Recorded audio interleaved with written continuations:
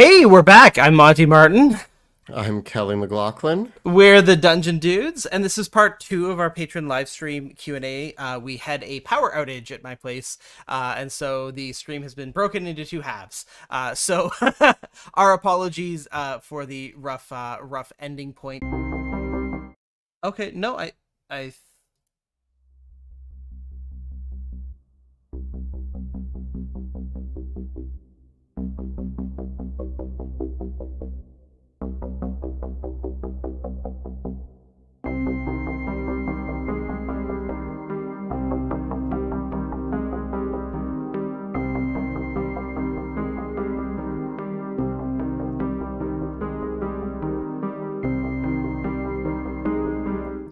Fun times, fun times. So just as I start speaking, OBS crashes.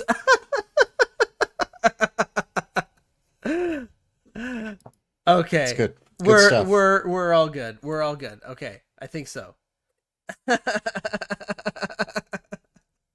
Um, I was like, did I exit OBS accidentally? I'm like, no, I didn't. And it just dropped. But no, we're back on with this fun stuff. That's the I feel like we have like the worst luck. So for some reason, like, does anything go wrong when you're just like chilling playing games?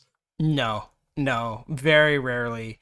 Very rarely. I mean, that's part of the reason why we've moved to the new model for For Drakenheim. Drakenheim. Yeah, when we're Yeah. pre-recording our streams, we can deal with issues Yeah. much easier. I guess in theory, because yeah, but I like to engage with chat in these ones. That's the thing, right? I mean, that's the whole point. These Q&As are Yeah. meant for chat engagement. Um, Yeah. Maybe I should learn to run the stream from my home and then that way. Or maybe the curse will pass to you. Oh yeah, I don't want that. Yeah. I don't want that. Then maybe I Right. won't run it, you Yeah. know. Yeah. We'll see. Um, so we were talking about the digital DM screens. Yes. You, yeah, Cows of Chaos wanted to know, what do you need on your digital DM screen? yeah, So and you were saying that you don't have any like actual rules no. on your digital DM screen. I think that's where we cut. No, I just have my reference notes. Like all I have are monster stat blocks and my notes for the session. And obviously I have like my big Scrivener document with all my things, and now of course I have the manuscript versions of all of our books as Yeah, well, right? Um and I like that because I can search stuff, right? So I usually have my Google Drive up and I can search through things if I need an answer to something. And a list of names, a list of generic names is always pretty good to have on hand. you know, I'm such a bad. I'm not a bad DM. I'm gonna take that back before I even say it. I'm not a bad DM. But I do forget to make a list of names every time. And what ends up happening though is some of the most memorable names ever. My party loves it. Yeah. The other day we went into a tavern or a bar, we called it, and they were like, "What's the bartender's name?" And I was like, Barnaby. And they were like, "The bartender's name is Barnaby." And I was like, "Yes." And so now we have the bartender Barnaby, and that's just what And happens when I make names. is it Barnaby's Bar? I mean, the bar is called the I don't know, something Chimera. See that, yeah, but There was a chimera involved, and they had to fight the chimera because it came to life after they. Anyway, yeah. it was a whole thing. But yeah, I'm similar. I have very little. I actually nowadays I have very little for a DM screen. I actually have a screen up, but that's just because I don't want anybody to see my minis. Um, but the only thing that I actually use still is I'm bad at remembering the exact rules of every condition. Mm, So I do have conditions opened just so that if somebody gets grappled or restrained or incapacitated, and they're like, "What does that mean again?" And I'm like, "Right," and I just read it out loud. For some reason, I just struggle with like all right, you're grappled. That also means you're restrained. What does that mean? And like just making sure that I get everything right Yeah. there. The only other thing that I do find handy on the DM screen is travel pace, distance, viewability, like how far can you see? There's some DM screens that have that sort of things, but half the time I make it up anyway, and I don't even glance at those. So I, I like really when it comes down to it, I'm at the point as a DM where I am improving 99%, and I have a list of notes for my session. I have an ongoing note on my computer called tonight's game, and I write the date, Yeah. and I can scroll back up to previous Same. games. If somebody's like, what was that guy's name that we met 3 sessions ago? I can scroll up. But generally I have like a bunch of point form notes. I'm pretty sure if I bring it up right now, what did I write for last game? Oh, right. I wrote the details of a puzzle, Yeah. what was inside of a lockbox, and like a 2 point form notes on what the plot line was for the night. So with the Drakenheim with Sebastian Crow's DM screen, we put on there like the names of the major political figures in the world. And Yeah. things to remind you of like those types of questions that come up that often you need to answer them if you don't have everything memorized, right? So I think that like names and important places, sometimes important dates can be relevant. Like because just sometimes your players like throw you with a curveball question and you're like, what's the answer to this? And then you have it. Yeah.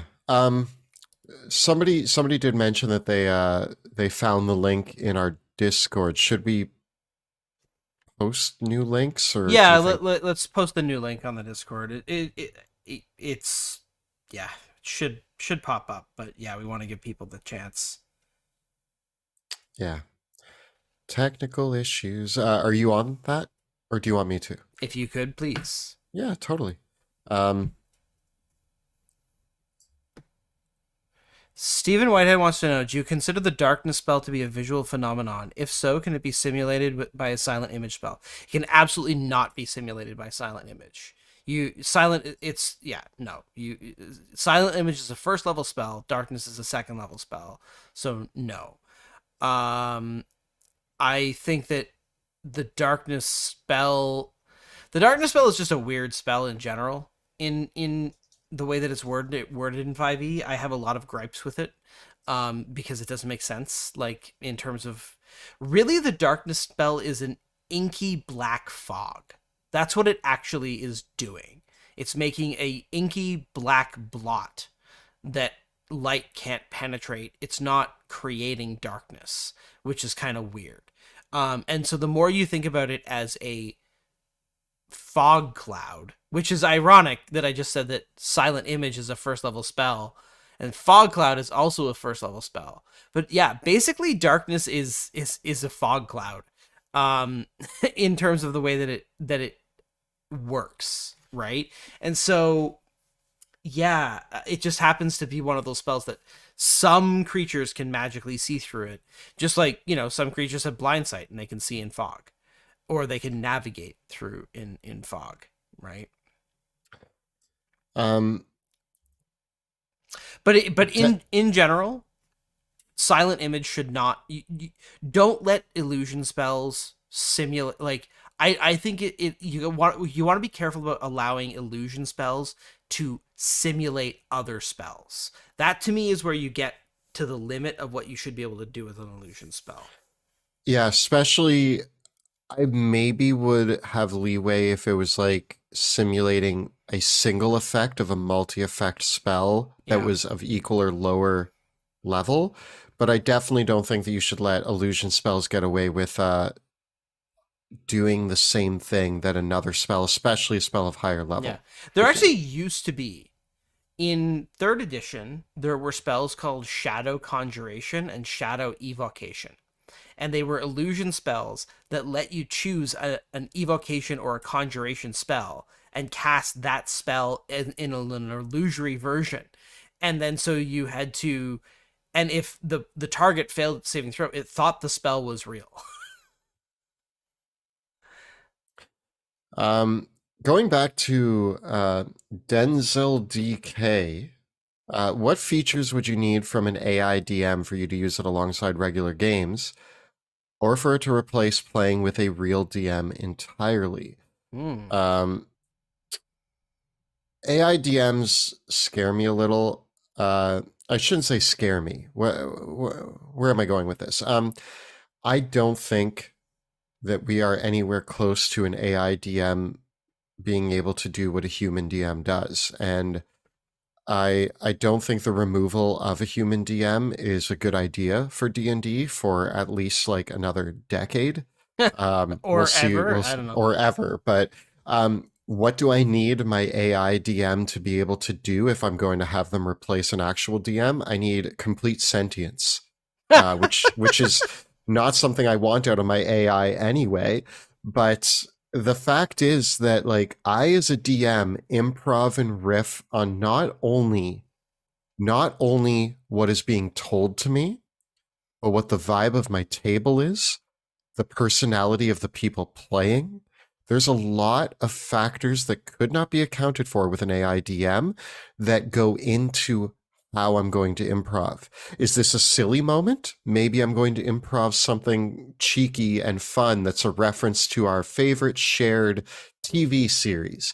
Is this a serious moment? Maybe I'm going to lower the tone a bit. There's a lot of nuance Mm. to improving as a DM that I don't think we're at for AI DMs. And I just frankly, I don't love it. I think human DMs are valuable and important. And I know AI is getting really cool, uh, but I don't want them.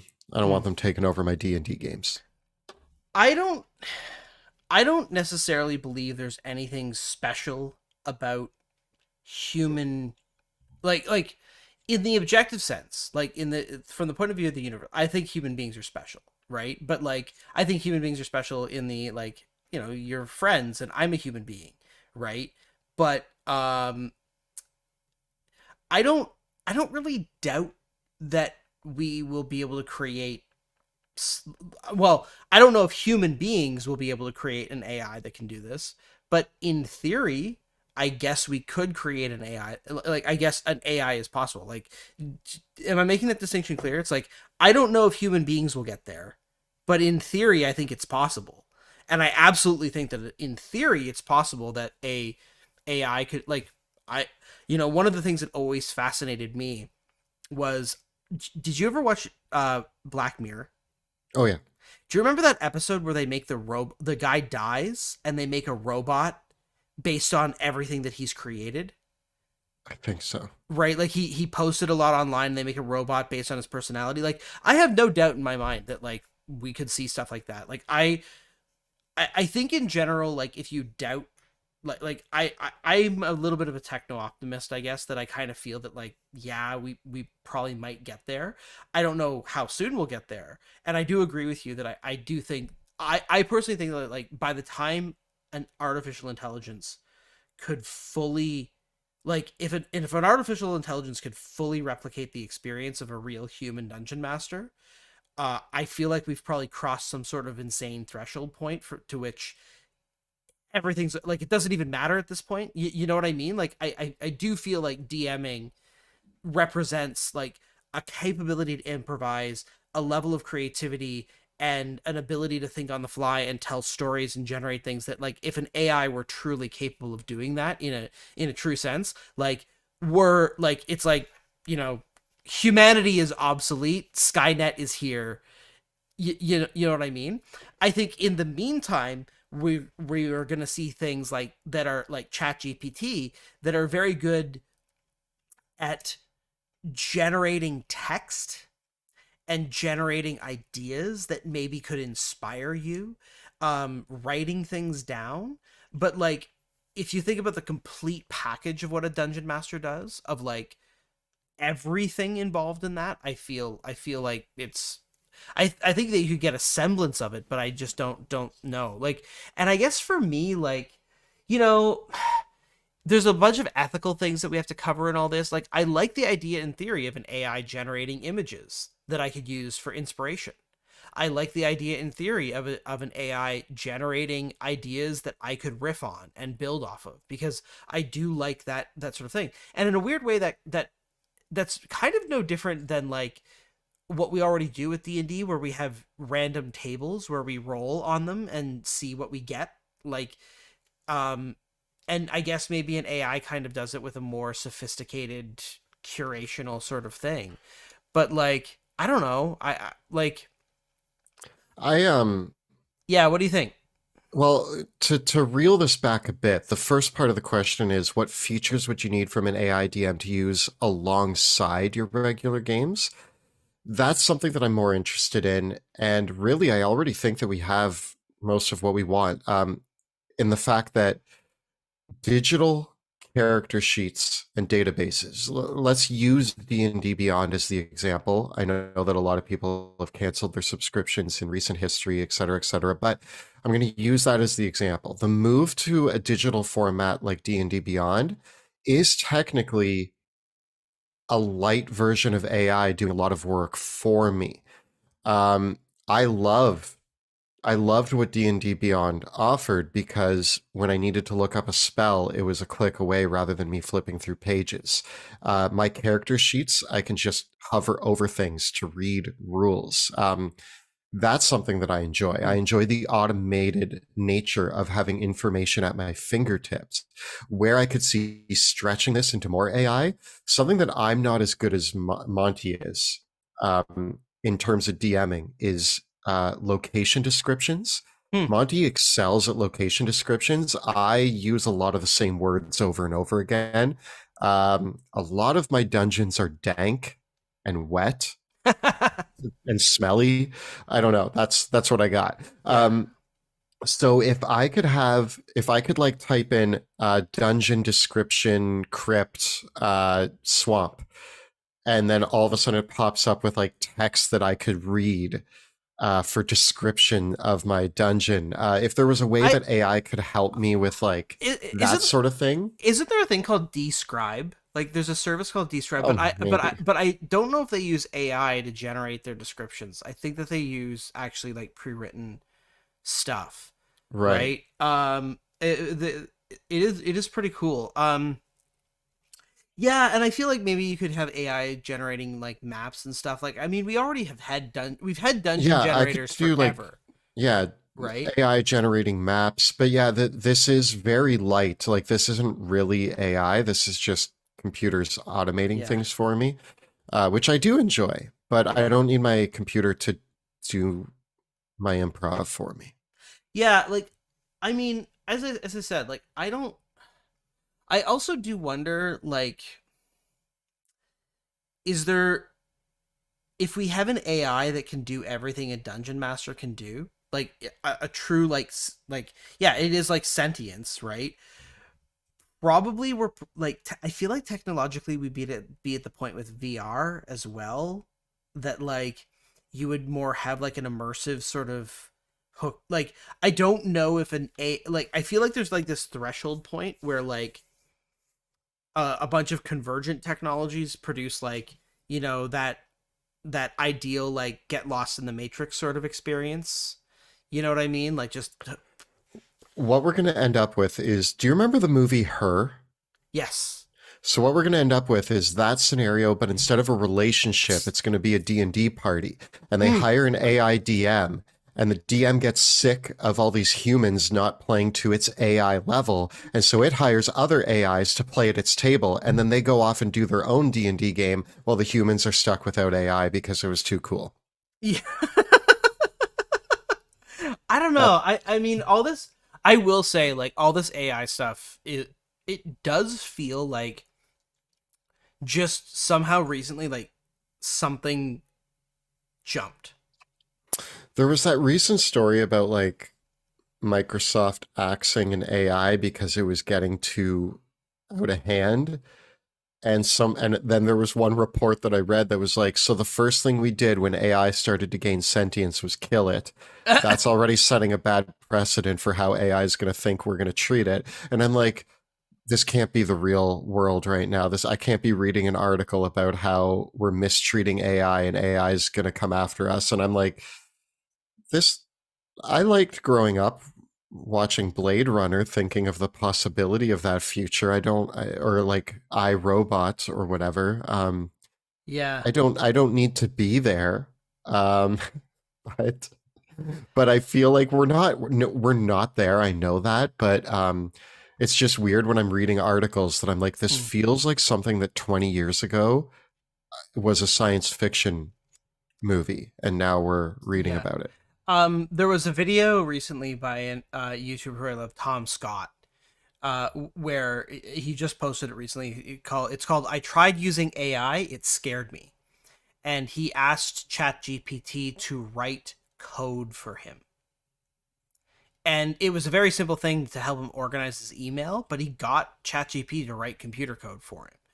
And I was kind of like, oh, that's, and he's like, it did it. And Tom Scott said, my heart sank. And I'm like, yeah, I feel like when the, like, one, now that if it can write code and code that works, like we might be on the precipice of something. Oof. Yeah, that's AI Oof. creating itself, Yeah. That's, and that's some that's. Skynet stuff right there. I mean, Yeah. that could be Matrix level. That Yeah, yeah. I mean, so we'll see I where don't we're want to at. be a battery. No, I don't think I don't know. I don't know. This is a wild topic that I don't have enough insight to actually give good advice Yeah. on if we're moving into like the AI takeover and what that means, but Yeah. What it's if a wild what world. if the AI DM what if an AI DM program could be trained by what if I could train an AI to DM like me, and then I could sell the Monty AI DM to other people so that they so that But then but what if you could, like, or what if Matt Mercer could do it, or Colville, or like any, like, or any of the like anybody could train an AI DM to DM like them. what if the AI decides it's a better DM than you are and it takes you down and you become obsolete because the AI is better? Oof, oof, The oof. AI Monty is better at D&D than real Monty. On, Makes less mistakes. honestly, sure, and maybe if it can do my taxes and Okay, yeah, if AI could do my taxes, like yeah, I'm all in. You can take over the world AI. Just do my yeah, taxes for me. yeah, yeah, you know, um, oh man, unreal. Um, So anyway, about D&D, that went off on a bit of a tangent, a fun yeah. tangent. Although Augustus Cornelius Frost Schilling Hedegaard said, with how many episodes of Drakenheim you've made by now, an AI could watch all the episodes of Drakenheim and be trained on just what on Drakenheim. Yeah, okay, you know what I do love about AI? You know those stupid, like, I fed 400 pages of yeah. something or other into an AI and it wrote like a poorly made script? I want to see what a script to an episode of Drakenheim looks like if we feed all of Drakenheim to an AI. I Yeah. want to know what Sebastian Crow sounds like through AI's interpretation. Jordan Mansfield, what if the AI DM Monty are asked to start playing a PC? Then it's not been trained properly, because an AI DM, I don't really like. I very rarely am interested in being a player character. I got the itch like 2 years ago. Do you remember that, Kelly? Where like I got the itch Yeah. and I wanted to play a character, and then I like played 3 games and I was like, I'm done. I'm okay now. I don't need. Yeah. I I'm one of there's a similar question about this. Is like I'm generally less interested in being a player than I am in DMing. Like I just am not terribly interested. Like I once in a while I want to play a player character, and I enjoy it, but I find DMing far more fun. Um, Furious Meatballs asks, how would you fix 5e weapons to incentivize PCs to buy and carry different weapons? They should have unique properties that help in different scenarios, but for all intents purposes, a fighter with a mace is the same as one with a short sword. Monty and I remember having a conversation. I don't remember the nuance of that conversation, but I remember sitting in your basement having a full hour-long discussion about how to make weapons meaningful in Mm, D&D, and it was a completely new system for gear. We did a brand new system for how weapons, armor, and shields would all work. I'm trying to remember what some of that was, but it okay, was a lot of this came out of when we were making the old Gods Barbarian. Because remember when I said, what if we abandoned weapon damage die as the thing that differentiates weapons?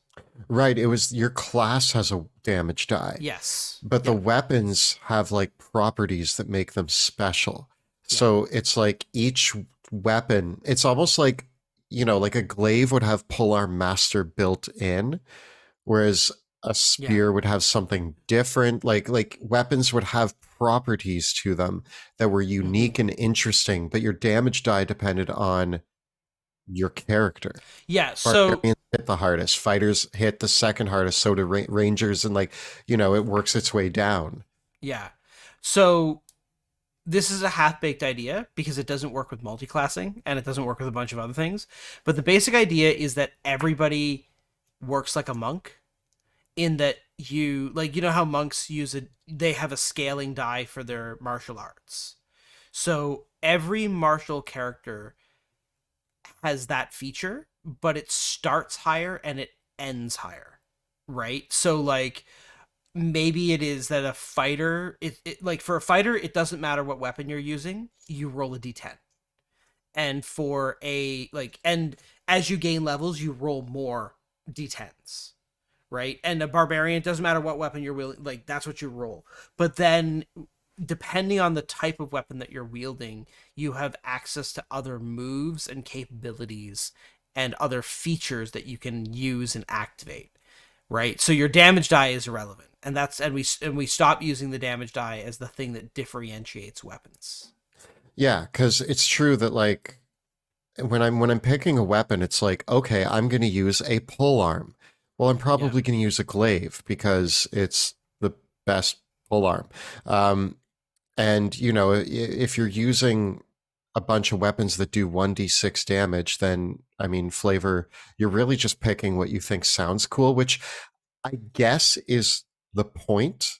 Mm-hmm. Is like, do you want your character to have a mace or a short sword? What sounds cooler to you? It doesn't matter what you pick. But I think it should matter. I think a Yeah. person wielding a mace feels different than a person wielding a short sword. Unfortunately, we can't equate for all of the nuance of, say, a video game where a mace swings slower than a sword.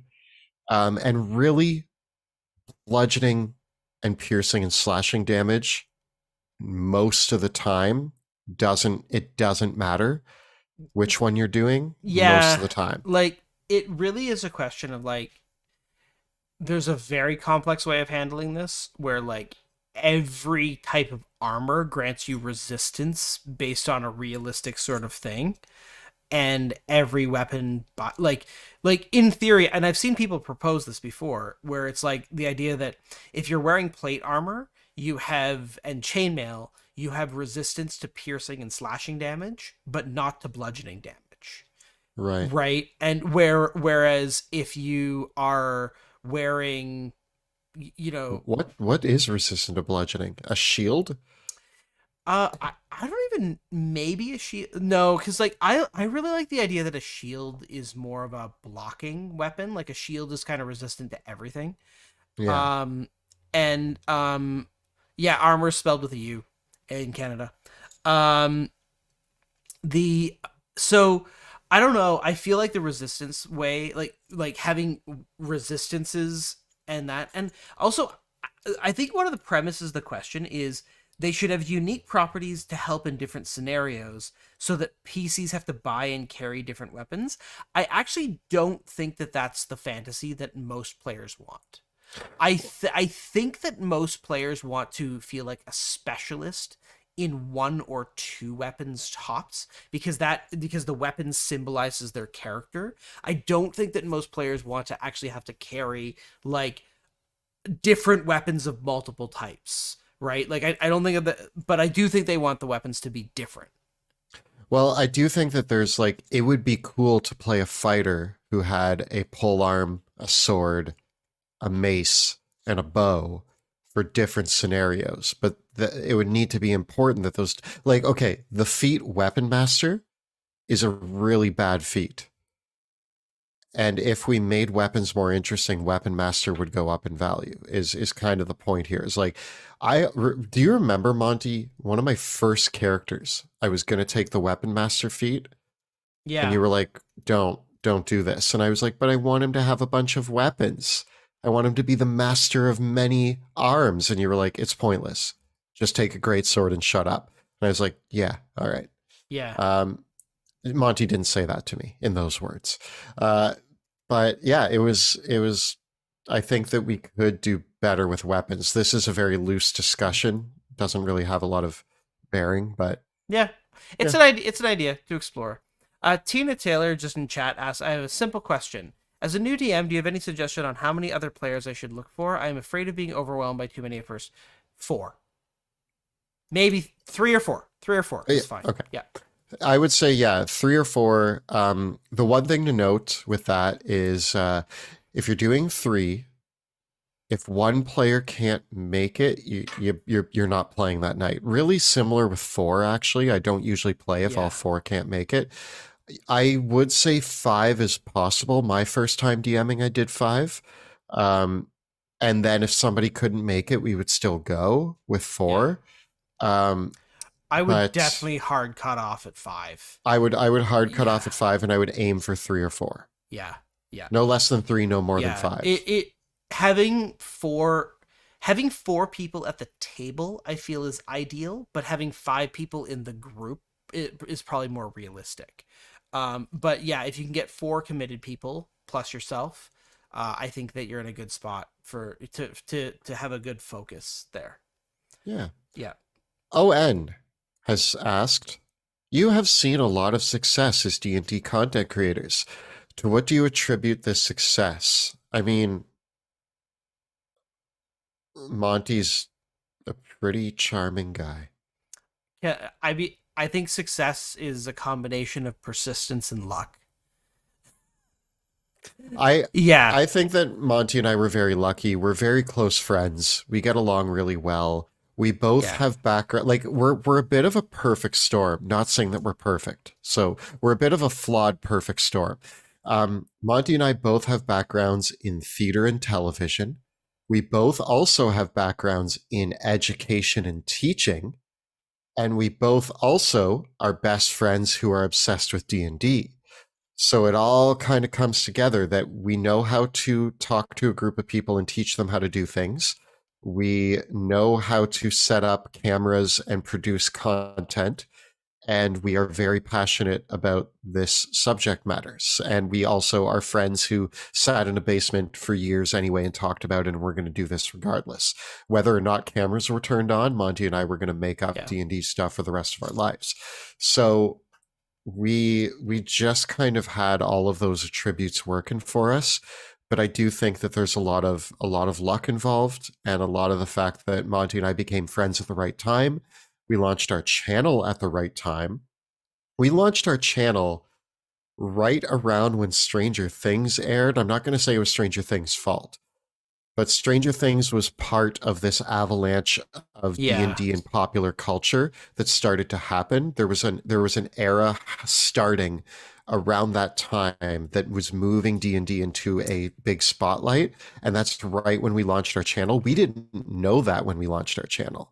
We launched our channel, and then all of a sudden we were like, "Oh, D&D's kind of everywhere," and it was good timing Yeah. uh, on our part.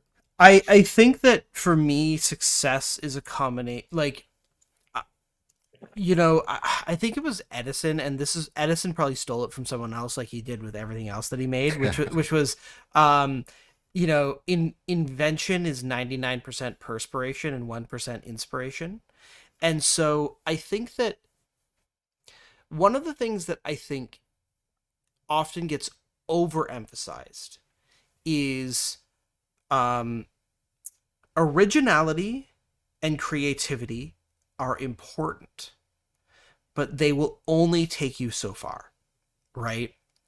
It's kind of like having and having quality, or yeah, quality, originality, and creativity are kind of like the the things that get you in the door, right? They're the things that even allow you to come to the table to begin with when it comes to like trying to be successful at almost anything in life. But in part, I think that you have to, at the second point, you have to show up. You have to show up, you have to come to the table, you have to be willing and ready to work. And then at that point, it's luck. And so in a weird way, it's like, you know, if you think of like life as a casino, it's like your originality and creativity and your ability, that's how much money you showed up at the casino with. And then your persistence is how much of that money you're willing to spend. And then it's luck. And I think that it's a fact of life that there are some people that they walk into the casino of life with a stack of money. It's like just like and they spend it all and they lose. And that wasn't their fault. They just lost, and that's life. And unfortunately, sometimes there are people in life that they walk into the casino of life with $1 and they win the jackpot, and everyone's like, why is this person? Because it was right place, right time, the right amount of luck, right? But I think for us, I think that we had a nice, neat little stack of money. We walked in and we hung out here for a while. Not as long as a few other people. I remember we were chatting with Ginny D at PAX, and I remember saying, "Oh yeah, like we started posting videos on YouTube and nobody watched any of our content for 6 months, and then it started picking up after a year." And Ginny was like, "Well, I was posting content on YouTube for years before I even got to that point." Right. Yeah. And I mean now like Janie's channel is fantastic and her content is amazing and everything like that. And so you just never know. And for some people, like their channel, you know, some people have a YouTube channel that just blows up overnight, and some people that it takes them years to get to that point. And so, you know, for me, I think it's just that combination of, you know, you have a couple skills. I want to be humble. I don't think that I'm a genius. I don't think that there's anything that's really. I think that we make good stuff. I think that we make good stuff, and I think that we are. But I also think that you and I have the benefit of each other. I think Yes, that you and yeah, I, in a weird way, alone, neither of us are brilliant geniuses. But when we yes. combine forces, we complement each other's weak spots really, really well. And I would say it's great to go into a casino with a friend to count cards with. Yeah. Um, So well, if you got a little bit of teamwork, if you got friends, you can work together and you can come out a little bit further ahead. I do also want to say, though, that I think one thing that nobody really accounts for is, and I think everybody who was ever an overnight success, not that we were an overnight success, but No. everybody who I've ever heard say they were an overnight success comes back and says they've been doing this for years. So a lot of people don't realize I had four or so other YouTube channels before this one. Uh, I think the most followers I ever had was like 20. Yeah. Um, Topics were all over the place. I don't know what I was doing. But also, when Monty and I set out to do this, um, we were intensely consistent and we put in Yeah. work. Luck was definitely a part of it, but also I've talked to people. I had a friend once who started a YouTube channel and they were like, yeah, I'm really inspired by you. I'm going to make a YouTube channel. And they did. And they released a video 1 month, and then they released another video halfway through the next month, and then they released two in a couple weeks. And their topics were kind of like wishy-washy, like I'm talking about this one day, I'm going to talk about what, and their channel never took off. And they were like, man, I don't know how you did it.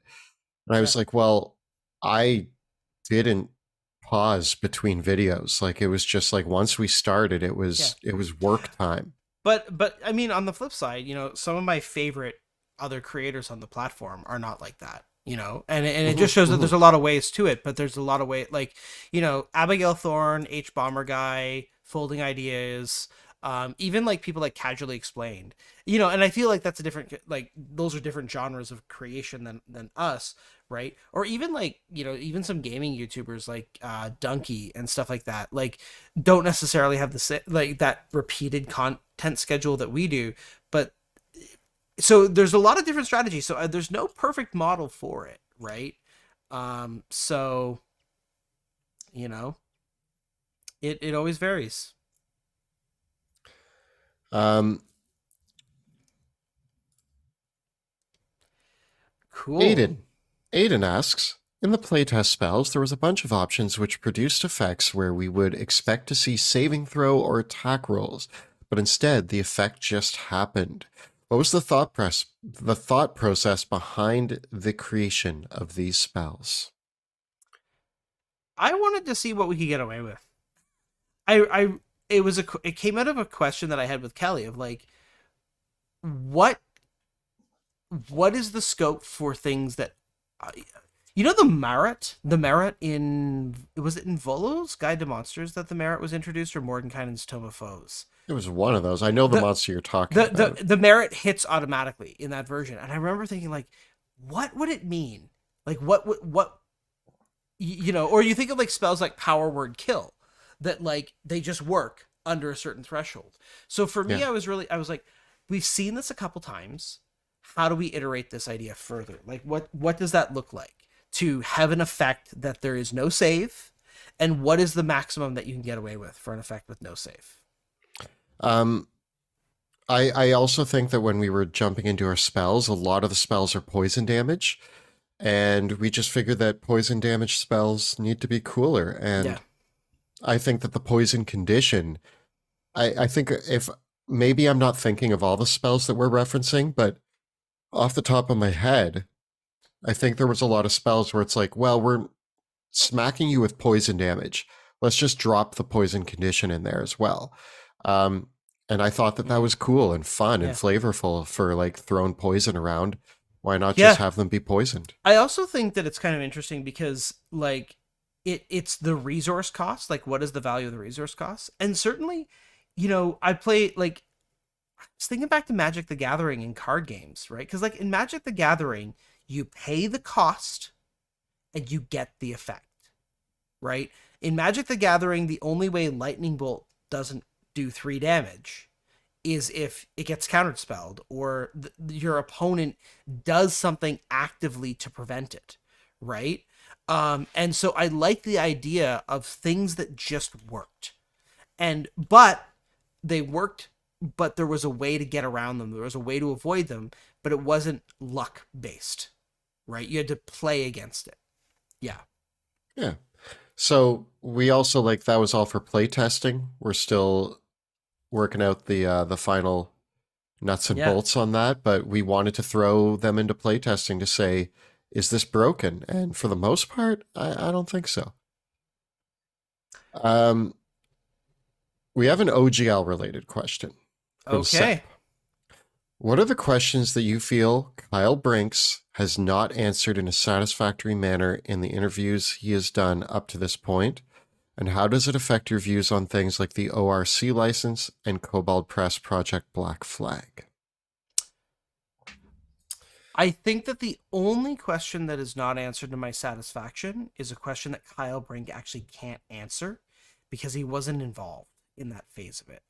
And it really concerns the interactions with publishers, with the publishers who were approached with the OGL before all this information became public, and the matter of the OGL draft. Um, I don't think that Kyle Brink is in a position to answer that question because he wasn't involved in those conversations.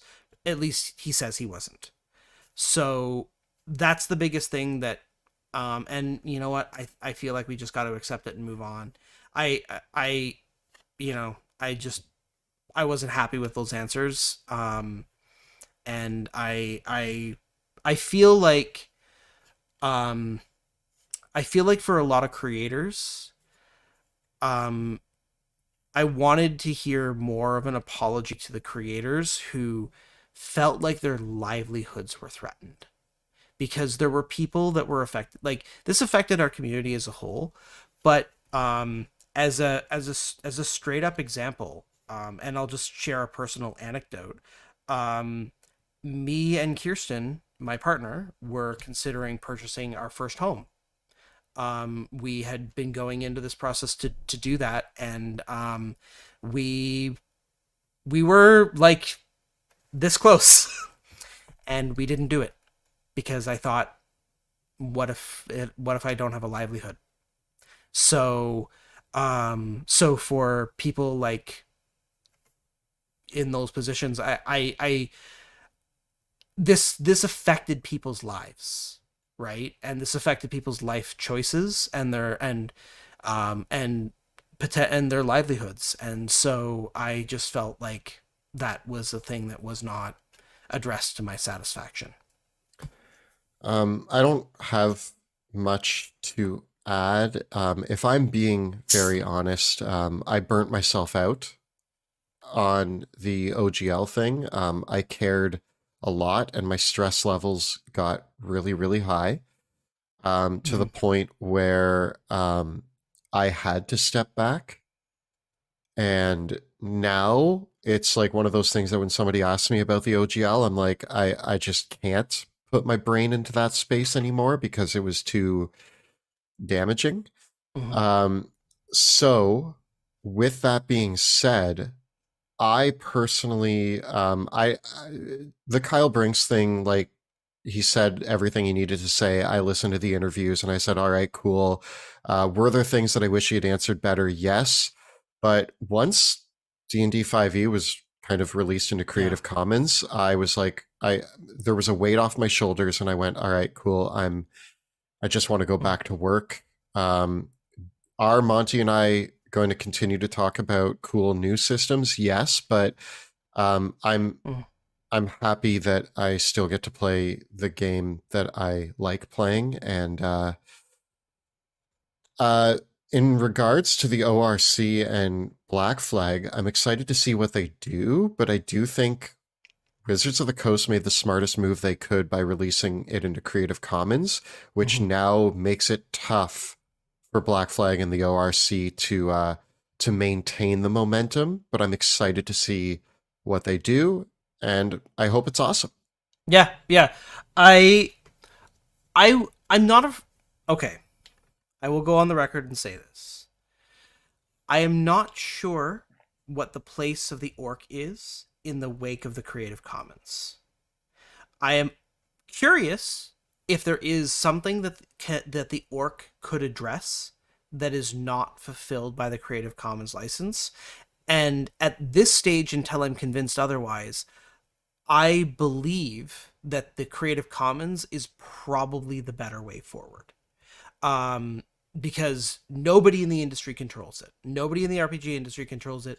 It is a proven track record. It is something that we can all use, and there's been a gesture. And I would even say that, like, I would consider releasing some of the things that Kelly and I have created under a Creative Commons license, although we would have to talk with our friends, with our publishers and everything about what the scope of that would be, right? If we were going to do, like, for example, if we were going to release some of the rules content that we've created, the mechanics under Creative Commons, we would likely do that as a separate SRD, because you, with any of this stuff, the one thing that I, from what I understand, the one thing that the orc might be able to do that the Creative Commons doesn't do is allow you to protect your IP while sharing the mechanics that you create with the community, and not having, because as it stands right now, for just as an example, if we were to release something to Creative Commons,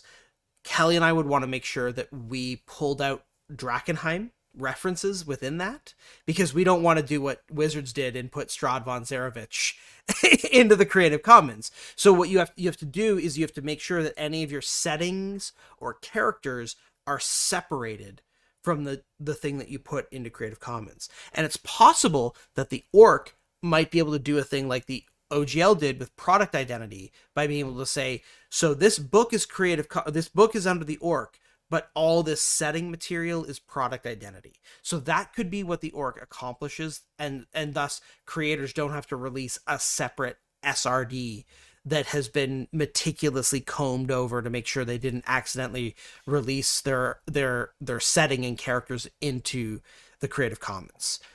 That's, I think, could be the space that the orc occupies. And for Project Black Flag, I you know what, there's always going to be space for more games, right? And I look forward to seeing what Cobalt Press creates going forward. Speaking of more games, I want to answer. I see a number of questions in chat on would we be interested in playing insert system or game here? The answer to all of them is yes. What I will say is there's a lot of games out there. Monty and I already have a list of games that we've acquired that we will probably be talking about or trying out on the show in the future. Right now, we're trying to get our grasp on Pathfinder and actually get a few games under our belts so that we can talk about it. But also, I know that we want to try Blades in the Dark, Mothership. Yeah. There's a couple others that we actually have the books for. But I want to try so many games, and like anytime somebody's like, would you be interested in trying this, the answer is yes. We did a one shot for Dune a while ago. We did. We did. I thought the system was cool. I'd be interested in looking at it a little more in the future, but it's a long list and each game requires us to learn, which is why people are like, where's all of your content for other games? And it's like, well, we're learning, and in the meantime we got to release what we know, which is D&D stuff. But we're in the midst of trying some stuff out, and once we have a grasp, we're going to be talking about it a bit more. It's amazing how even doing this thing full time, it's like I wish I had more time to play games. Which is weird because playing games is our job, but we also need to make sure we're continually creating content. And sometimes when you play a game, you're like, I don't know what to talk about yet. Like we cracked open Pathfinder and we're like, until I play a game, I don't feel like I'm justified in talking about this. So we're getting some games in there now. Speaking though of third-party stuff, Furious Meatballs wants to know, what are some of your favorite third-party content that expands on character creation in 5e? My easy answer, everybody knows that we like Ghostfire, but I just got to throw it out there for their options for monstrous transformations was something that I've wanted in D&D for so long. So they have the options in their, I believe it's their player's handbook for Grim Hollow. For transforming into a werewolf or a vampire as a player character and what that means. And I love that. I think that's such a cool addition for character creation and character options in 5th edition. So that's my go-to answer is just like, when a vampire attacked me for the first time in D&D and I was informed that I was not going to turn into a vampire because of it, I was sad. And so I'm glad that became an option available through Grim Hollow. Yeah, I agree. I also think that I'm very interested to see where if Colville takes his Illrigger, Beastheart, and the other classes that they've worked on over at MCDM a little bit further. That's some pretty cool stuff. I personally think, just me, I think new classes is a great untapped place to develop 5e further. Now, I think that we've seen a lot of subclass bloat. We've seen a lot of new subclasses, but I think that full-on new classes is territory that the 5e community hasn't, like, it used to be that, new classes was the thing that people tried all the time, or new prestige classes was the thing, but now it's subclasses, right? But I think new classes, there's space to design new classes, and I look forward to making more classes. And in part, my kind of pet theory is I think that it would be really cool to do new iterations of the fighter, the wizard, the cleric, and the rogue that don't replace them, but just are here's a new fighter. Alternate fighter. That was the big question. I think Monty and I have been talking about this just for fun in the last few weeks, but I've always wondered, when I'm thinking of creating a new class, where what space does it occupy? It needs to occupy a space that doesn't exist. But Monty blew my mind when he's like, what if it just occupies a space that does exist, but you do a different take on it? And we started talking about an alternate fighter, and I was like, yeah, Yeah. that's really cool. Like, why can't there be two styles of fighter? I know that we have all the subclasses, but I think the base class can be steered in a different direction as well to give you like the fighter and the, I don't know, champion, I the mean, I'm still combatant. the Book of Nine Swords looms large in my mind, and I do think that a fifth edition Warblade would be pretty cool. Yeah. Yeah, yeah, I think there's room within the spaces we've already seen to create alternatives that could be interesting and fun to explore. yeah. We don't have details yet. Monty and I are working in secret on brainstorming ridiculous ideas that suck right now and Yeah, need to be some of formed them do into suck. something better. Yeah, Um, and some of them, yeah, I sent Kelly a draft idea, and I was like, so one of the abilities of this class is you're not allowed to multi-class it. It's just in the class, no multi-classing with this class, yeah, because the multi-classing thing is actually a hard problem to solve. I actually think that and that's one of been the interesting things about Pathfinder is that Pathfinder Second Edition does not have multi-classing, and I see why they didn't. yeah. Because actually allowing multi-classing in a weird way, it is a very awkward constraint. It's a very awkward constraint, the multi-classing system that 5e has. I think there's actually room in the system for just. I know Gish is a term that we use. I like to call them spell swords as a more generic, but a spell sword class. I know that everything's a spell sword. Everything in the game can be a spell sword, but I think that you could make a class that's like a baked into the class half caster, half combatant. Yeah. But then you could also not do that. Yep. So I think we need more martial love. Speaking of classes, if you had all your stats at King Wallen wants sorry, not yeah, is it King Wallen? Yeah, if you King had Wallen, yeah. all your stats at 13, what class and species would you be? I would be a dwarf cleric. I think, yeah, dwarf. I was gonna go dwarf as well because of the 2+2s. Um, Yeah, I might go bard. A dwarf yeah. bard? That feels weird, but you know, Okay, yeah, you can move well, your that's scores what. around. Yeah, Yeah, we're doing the tashes. I'm moving my scores around so they're yeah. constitution and charisma. Dwarf Um, Twilight cleric. dwarf eloquence bard. Yeah, Smooth talking dwarf. That way I got my 2+2s, and I'm gonna mostly rely on buffing, support, and that sort of thing because I'm not strong enough to hit as hard as the other people. mhm. I'm a buffer and support character. And I think if you're being a cleric, we're both support. You pick the support characters if you have general skills. Yeah. Lord Samuel wants to know. I'm about to start a Drakenheim campaign pretty soon. One of my players is worried. One of my players is worried that the party isn't going to be on the same page about which faction to support. How do I assure them that it's part of the campaign and not to worry? I in session 0, I think it's important, and I'm going to do this with my group when we start Drakenheim. It's important to say you can pick different factions to back, but you should design characters who don't want to kill each other because of these differences. Yeah. That's an important thing to bring up in session 0. I think a Drakenheim campaign is better for the characters having conflicting views, but they need to resolve and conclude those views and decide what direction they're actually going to go in. In our campaign, when we started, Sebastian was aligned with the Amethyst Academy, Veo was aligned with the Hooded Lanterns, and Pluto came in aligned with, he wrote on his page, like, I'm aligned with the Silver Order.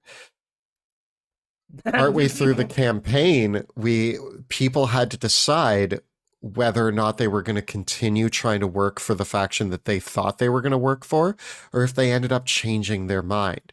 It became an interesting dynamic, but at no point did our characters, I mean, I think there's a few scenes where we draw weapons on each other, but we were never actually going to like, we didn't, it was for dramatic purposes, but I think in session 0, say you're designing characters who want to work together. Yeah. At that point, having opposing views is really good role play, and it's going to make the campaign interesting. You're going to have to figure out how to resolve it, and somebody's going to have to let their opinion slide. So when you're deciding what faction you're aligned with, everybody should come in with the leniency of being proven otherwise. And I would also say that character development is part of this campaign. You want the characters to be challenged and you want them to change. Going into the campaign with everything being decided, that's not interesting. It's cool for there to be an upheaval. It's cool for there to be disagreements. So part of Drakenheim is actually reveling in that kind of mess, right? And of course, making those alliances, right? Yeah. Finally, we got one last question from our patrons. So we got questions from chat. Put question in capital letters, please, for us. If you want us to answer your question, we got time to take a few more. I think we'll go a little bit past the hour because we had the breakdown with the power. Yeah, that's fair. Kelly, what's our last question? Cassie D20 asks, are any directors of the Amethyst Academy closely linked to the Sorcerer Kings? Yes. Well, yes. I was going to say you'll have to wait and find out, but okay. Yes. But that's all I'm saying. Wait, do I even... Anyway, that's for me to find out and for Monty to just say yes to. But maybe, but I hope not in a way that you'll expect. Well, that's what I'm thinking is we've said this before that we want the Sorcerer Kings to be a historical event, not a current problem. But the Sorcerer Kings do influence the Academy. This is what I know. Monty knows more than me. Monty actually, when we were writing the directors, I got to design like 2 or 3 of them, and Monty designed the rest without me being able to check his work. That was a rule because I'm a player in the campaign. So there are a few of the Academy directors that I only know. I remember the day actually that Monty, you were like, I don't want to do this, but I need help. Here's some secrets about the Academy. And then I was like, oh, if you switch these 2, it makes way more sense. And we fixed everything, but that's all I know about those Academy directors.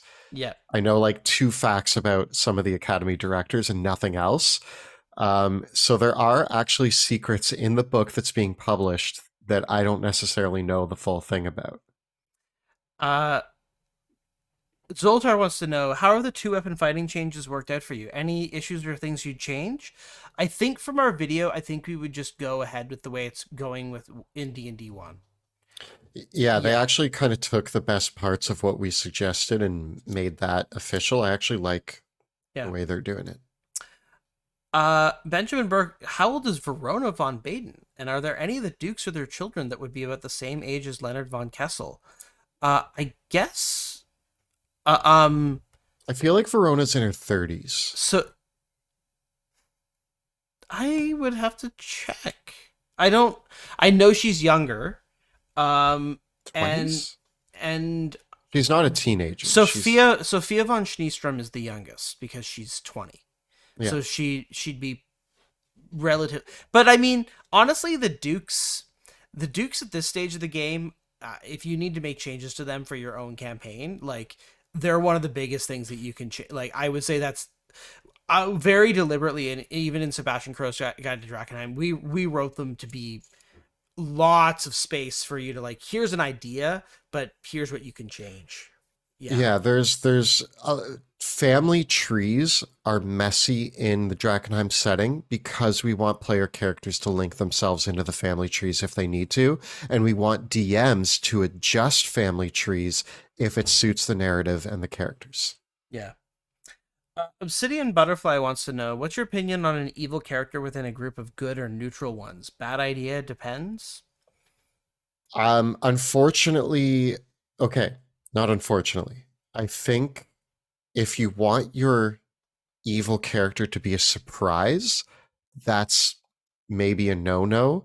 If again, session zero, if in session zero you say, hey guys, how do you feel about me playing an evil character? And my goal is to murder so and so, and the party's like, yeah, that's a cool plot line. I'm down to have you coming. There's cool stories in fiction of the good guys teaming up with a not so good guy because their goals align. So if your goals can align, but your end goal might be evil while the rest of the party is good, and in session zero you can elaborate on that and make it interesting, then I say 100% it's awesome. But you need to have the party be okay with it. Yeah. A surprise ending where like one of the players tries to murder the other players when nobody wanted that to happen might not go over well. I just say stop playing with alignment and look for character like because like if you're looking for, if like a player comes in and wants to play like a mustache twirling villain or just a psychopath, obviously that's not going to work, right? I But mean, tell that to Joe's playing Wrath. but Joe isn't like, I feel like a crazy axe wielding murdering psychopath is not what Yeah, Wrath is, no, right? I know. It You was a know, joke. but because and because it gets into that whole thing of like, I'm interested in nuanced questions of morality, right? Like I would kind of call myself a moral constructivist. I don't know if that's like a real term or anything, but like I believe that human beings decide what morality is. Like that's my, like I believe that morality is just a thing that humans decide, like made, and it seems like there's some things that we've figured out from our biology, and it seems like there's a few things that we kind of agree on and a bunch of things we disagree on. And so like I'm fine to play with that idea, and like in a lot of respects what's moral is really decided by whoever has the most power, right? Like that seems to me to be what, where morality comes from, whoever has the most power, um is my sort of response to what morality is. And so but I like that because I think that that yields interesting questions. I think it yields interesting conflicts and it yields interesting stories. And I don't necessarily like the idea that there's a clear right and wrong in my role playing games, because I don't know if there's a clear right and wrong in anything. So I think like, so that's why I would just ask the player like, do you, like, what kind of evil character do you want to play? Like, do you just want to stab everyone that you meet, like you're playing Fallout 3 in psychopath mode, or do you want to like, do you want to be a person with a selfish agenda, right? Or a person that doesn't have scruples, right? Because I think that I think a selfish person that has no scruples is completely playable in a group with another character who is a principled person who believes XYZ, like who has a code of conduct. I think those two characters are great together. They're going to clash, but they're interesting. And so Wilhelm and Wrath. yeah, and so that's why I feel like it's like with like that's why alignment is kind of constricting, because like when you say evil, like I don't know whether you mean like a person that just stabs everybody that they see, or a person who is, is like, I'll get the job done for you. How much you paying? Right? Like that's not a good person. You know what I mean? But yeah, but that's still not the type of person that. I like the nuanced bad guy. Like if Yeah. let's not say evil, but yeah, if you're gonna play a character who isn't good, um, what's your buy-in to participate in the campaign Yeah. and go on the adventure with this group of people? You need to still have that. You need to still be willing to work with the rest of the party, but your goals and motivations could be different than theirs. And I Mm-hmm. think that's where you're allowed to branch out, is in your goals and motivations.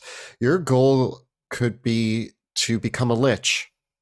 And the other players are like, I don't love that, but you're a powerful mage and we could use you on this mission. And so you agree to disagree and you go on the mission Yeah. together.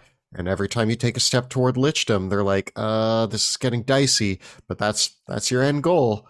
But Could but be cool. but yeah, like that's an interesting thing, or just like a character that is willing to do what must be done, and like, yeah, I like that sort of thing, and I think, for me, you know, I also love the reversal, right? Like, I really like the idea.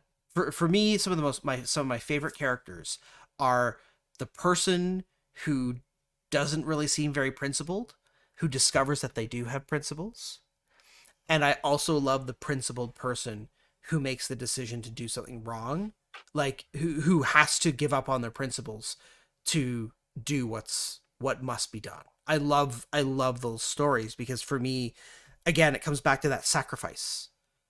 It's the old you has to be given up. The old you has to die so that that you can achieve what you want. Yeah. We have a few questions here. Let's see if we Yeah. can. Yeah, let's see if we can do them. Is the Apothecary class you guys made going to have more main class features, or is it going to stay mostly in the subclass with esoteric theories? We're not really changing the base class of the Apothecary. It was always meant to be. I'd say that it has what it's supposed to have.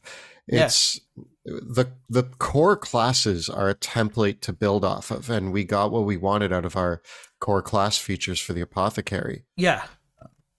And I think that for us it was always like having options and having choices, and we wanted it to be all about like cool choices and lots of different things that you could combine together to kind of build your own like, here's your chemical lab.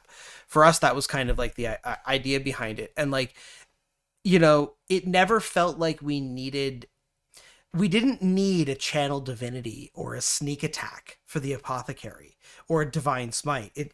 It always felt like whenever, like, I know a few times during development we discussed like ideas like that, but it always turned into, well, what if we just made that an esoteric theory?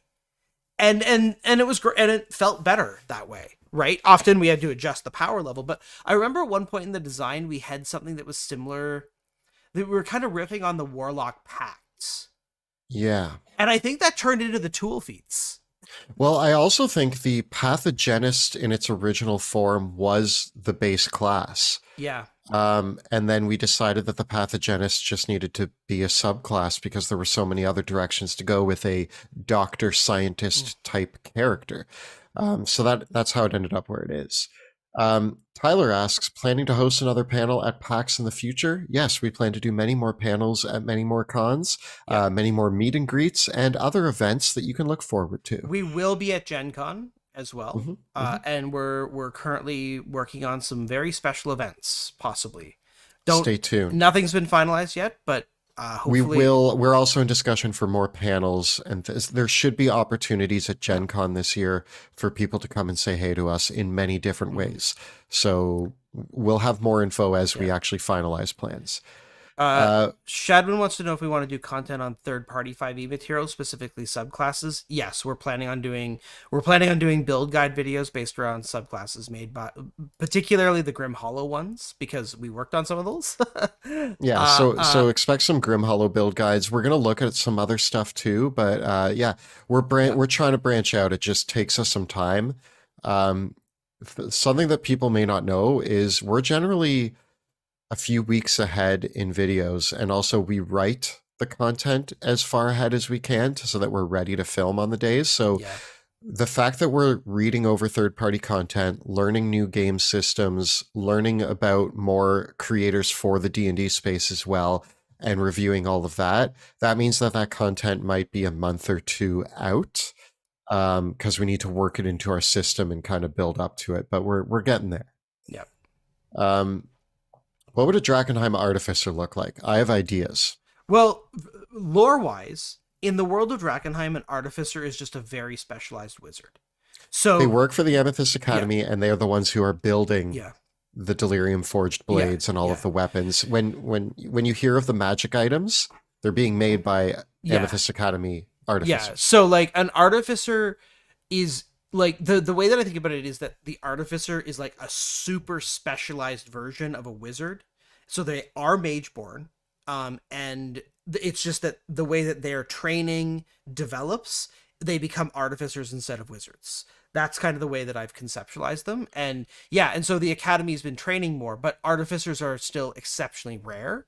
And the big reason why they have to be that way is because Drakenheim is not Eberron, and it's never going to be a world where there's going to be a widespread magical industry in that way. And so the artificer, you have to be careful with introducing the artificer to a setting because it does bring with it this magitech, mass produced, industrialized magic sort of feeling, because the artificer is actually very grounded in Eberron.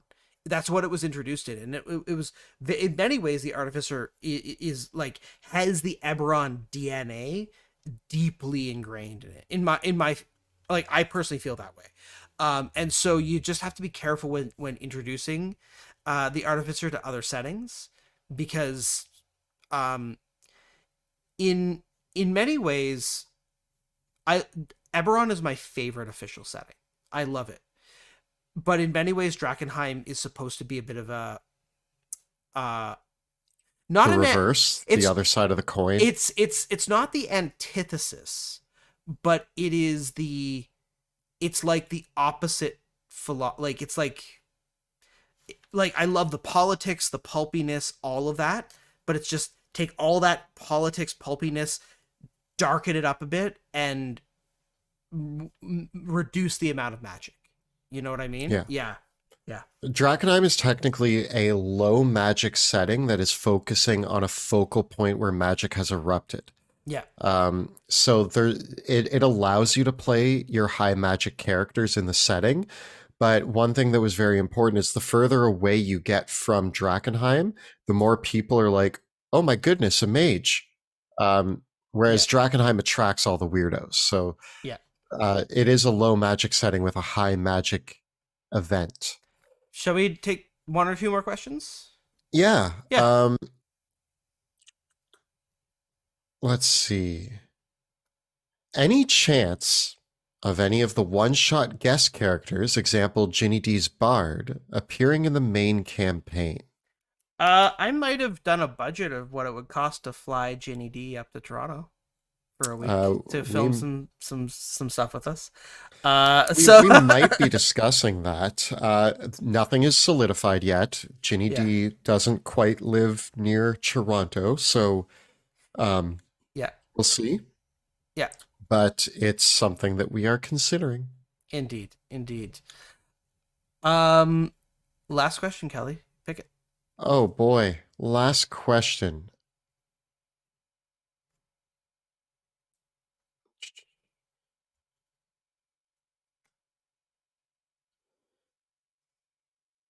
Oh man, it's hard to pick a last one. I'm just going to read the one that I'm reading right now, and we're Okay. going to go with it. Red Wolf asks, Eldritch invocations and esoteric theories are great ways to customize characters. Do we think that 5e would be better if all classes had a similar customizable tool bag? I Um, don't know. I don't know for sure. my answer is yes. Uh, hesitated, yes. I think Mhm. so. My favorite subclass for martial characters, all around, all martial characters, is the Battlemaster Fighter. Why? Because I love the idea of picking your maneuvers. Yeah. My favorite subclasses are the ones that say, here's a bunch of options. You get to customize it even further. Hmm. Um, so I think it would be cool if every subclass let you like I I imagine a world, okay, this isn't a well thought out train of thought that I'm about to say, so don't pick me apart too hard for this, but Sure.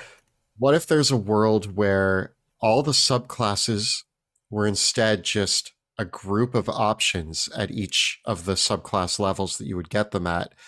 And each time you level up, you get to choose. Like you could take option A from Arcane Archer, and then when you level up more, option B from this. Like it was just, instead of subclasses, we just had a giant list of level specific options to Mm. pick, and then you customize your character as you build it. I'm gonna make you so angry right now.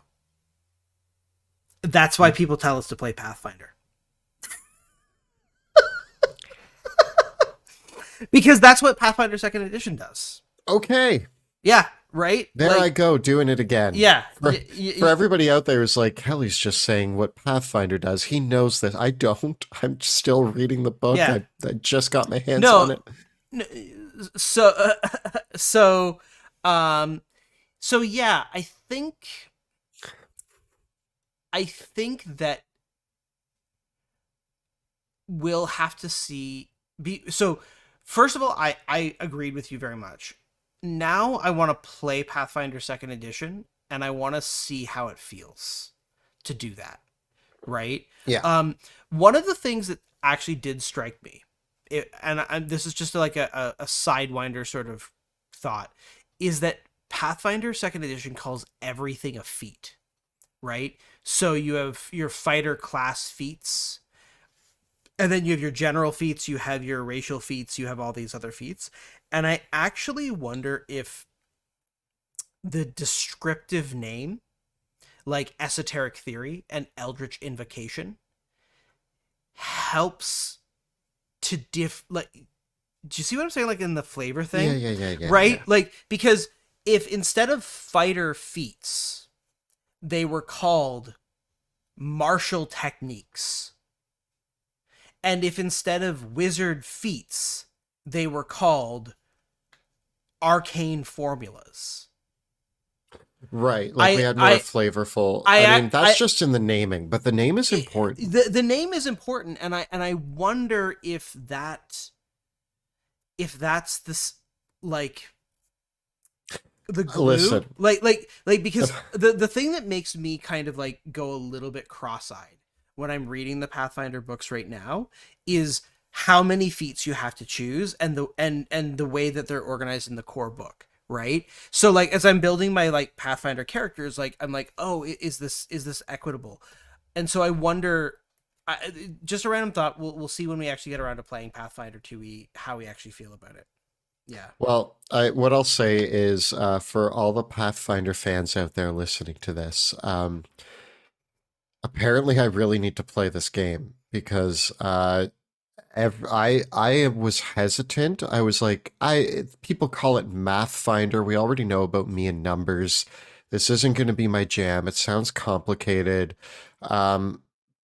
But every time I want to say something that I would change about D&D, there's always somebody to tell me that Pathfinder's doing that. And we cracked open the beginner box set the other day, and I was blown away. Yeah. And looking through the book, the options seem cool, and I need to dig into it deeper. But I still think D&D will always remain my favorite game. And also one thing that I'm pretty sure of is that as a DM, I think I prefer D&D because I'm a massively improv DM, and I like the idea that I can just yell advantage, disadvantage at everything and ignore everything else in the world. Yeah. That's easy for me. So I'd be nervous DMing Pathfinder because I think it's a lot more structured, which is weird because there's pros and cons to that. But we might stream a Pathfinder game in the future. I don't know. Right now, we actually just want to play with our little home groups and learn the game and just share that amongst friends. So we'll see how it all goes. But I'm getting more excited to try Pathfinder. Yeah. But you can expect us to keep talking about D&D as well because we know it, we love it. Indeed. We're here for it. Indeed. Well, I think with that, we're going to wrap this one up. We're very excited about all the cool things to come. And thank you all everyone out there for joining us in chat, for submitting your questions to all of our patrons. Patreon.com/dungeon_dudes if you want to become a patron of the show, get on our patron exclusive Discord, ask us more questions, hang out with us, chill out with us some more in chat, on our Discord server, and have lots of fun. So thank you all so much. Kelly, take it from here. Um, if you want to know more about Drakenheim, you can check out our live play on YouTube. Season 1 is Dungeons of Drakenheim. Season 2 is Shadows of Drakenheim. Season 3 is Fate of Drakenheim.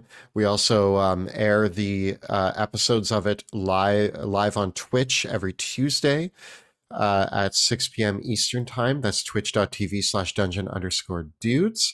And of course, check out all of our videos on YouTube to learn how to play D&D and expect more third-party content and looks at other systems in the future.